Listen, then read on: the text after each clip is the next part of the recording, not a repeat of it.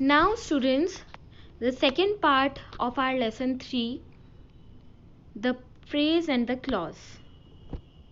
इसके पहले वाली वीडियो में हमने पढ़ा था कि फ्रेजेस और क्लॉजेस क्या होते हैं, ठीक है, और उनके टाइप्स के बारे में हमने जनरल मीनिंग पढ़ा था, फ्रेजेस के टाइप्स पढ़े थे, ठीक है, एंड क्लॉजेस के बारे में भी पढ़ा था।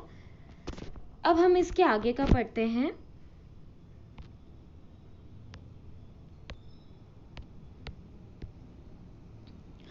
The noun clause. हमने पढ़ा था कि क्लॉजेस 3 टाइप्स के होते हैं, noun clause, adjective clause and adverb clause. तो फर्स्ट वन है noun clause. A dependent clause that functions as noun in a sentence is called a noun clause. Similarly as a phrase, जैसे कि ये जो noun clause होते हैं वो भी सेंटेंस में किस तरीके से फंक्शन करते हैं, एक डिपेंडेंट क्लॉज की तरफ फंक्शन करते हैं नाउन के फॉर्म में। जैसे सेंटेंस देखो, I know his wish, I know what he wants। तो यहाँ नाउन फ्रेज क्या है, his wish, and noun clause क्या है, what he wants। Okay, I know his house, I know where he lives।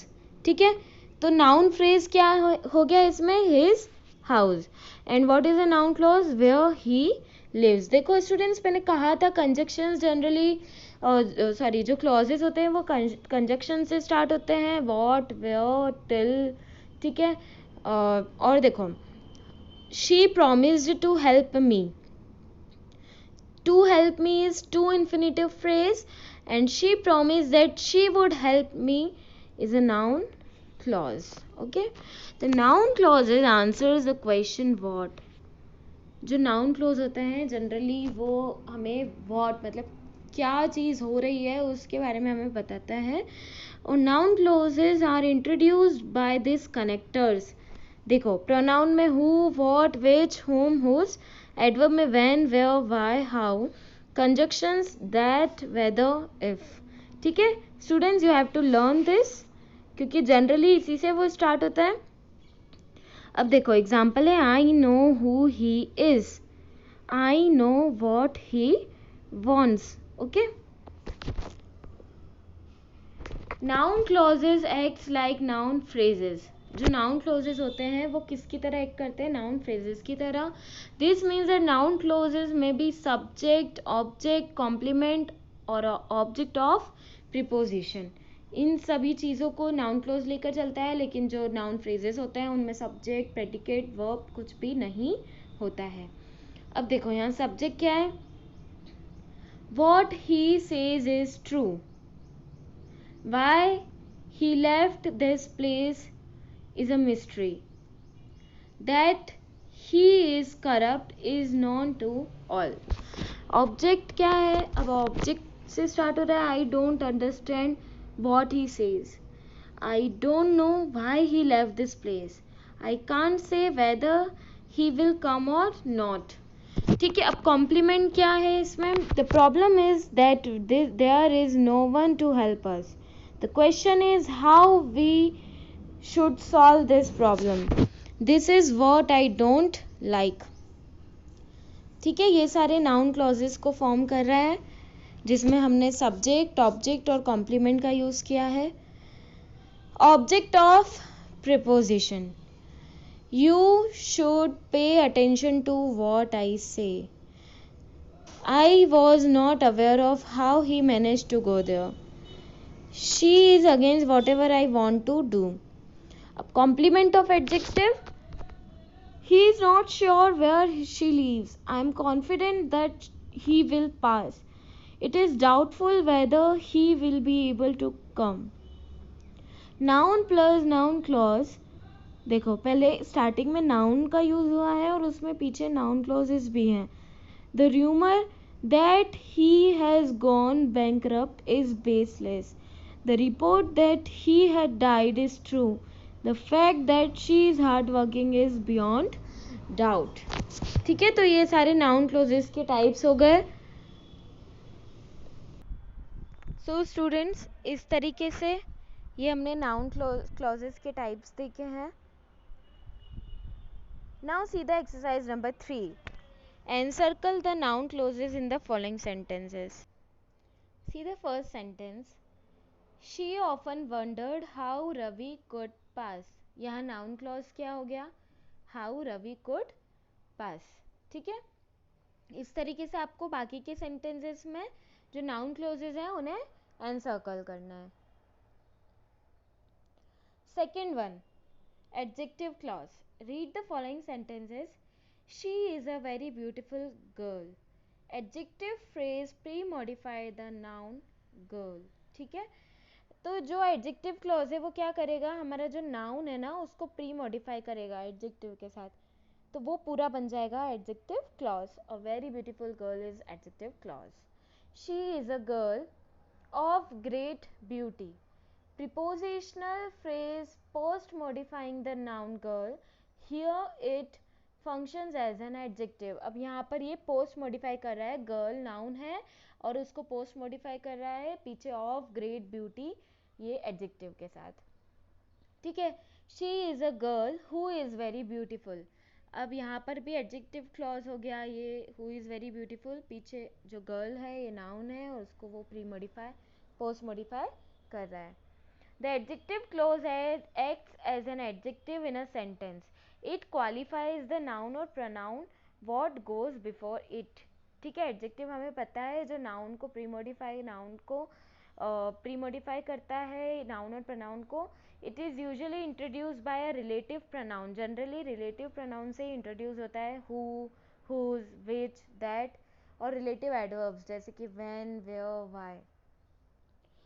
अब स्टूडेंट्स एक ध्यान रखने वाली बात है, note the adjective clause is also called a relative clause. Adjective clause को रिलेटिव क्लॉज भी कहते हैं. ठीक है, the relatives differ according to whether they refer to persons और things and according to their case. ठीक है, और ये किस पे डिपेंड करता है, पर्सन, थिंग और जो केसेस है उन पे ये डिपेंड करता है.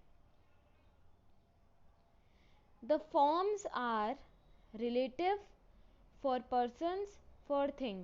ठीक है, जैसे nominative. अब इसमें persons के लिए क्या आएगा, who, that और things के लिए which, that. Objective में whom, who, that और things में which, that. Possessive में whose and things के लिए होगा of which. जैसे example देखो, this is the book which या that he has बॉट, क्योंकि थिंग है, बुक क्या हो गई, एक थिंग है.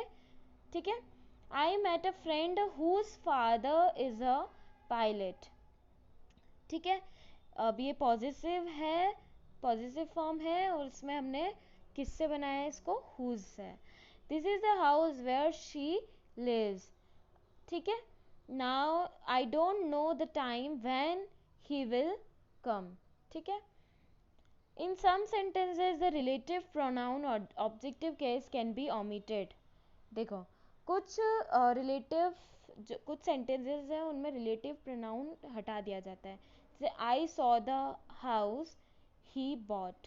अब यहाँ पर ऑब्जेक्टिव केस या फिर रिलेटिव प्रोनाउन विच था, लेकिन हम विच अगर नहीं भी लगाते हैं तो भी सेंटेंस कंप्लीट है. देखो, I saw the house he bought. ठीक है, the girls he praised were dilated. यहाँ हम इन वर्ड्स का यूज़ कर सकते थे. ठीक है, लेकिन ये ओमिटेड है यहाँ पर. Here is the book I have read. मतलब वही है पूरे सेंटेंस का. अगर आप विच और दैट लगाओगे तो भी वही मीनिंग रहेगा और नहीं भी लगाओगे तो भी मीनिंग वही रहेगा. तो इन कुछ केसेस में, कुछ सेंटेंसेस में रिलेटिव प्रोनाउन को ओमिट कर दिया जाता है. The boy you met yesterday is our neighbour. See the exercise number 4. Underline the adjective clauses in the following sentences. अब इन सेंटेंस में आपको adjective clauses को बताना है. The girls who do such things are stupid. ठीक है, अब यहाँ पर adjective clause क्या हो गया, girls. देखो girls noun था, उसको post modify कर रहा है, who do such things are stupid. ठीक है, तो ये हो गया हमारा adjective clause. In this way आपको एडजेक्टिव क्लॉज को अंडरलाइन करना है. Third one, adverb clause. A dependent clause that functions as an adverb in a sentence is called adverb clause. जैसे एडवर्ब फ्रेज था ऐसे एडवर्ब क्लॉज है. ठीक है, जो कि एक डिपेंडेंट क्लॉज है और सेंटेंस में एडवर्ब की तरह फंक्शन करता है. लाइक एडवर्ब्स और adverbial phrases, adverbial clauses express when, where, why, how something occurs. ठीक है, एडवर्ब एडवर्बियल क्लॉजेस की तरह ये क्या बताता है, कब, कहाँ, कैसे सारी चीज़ें ऑकर हुई हैं. Examples: he solved the sum easily. He solved the sum with ease.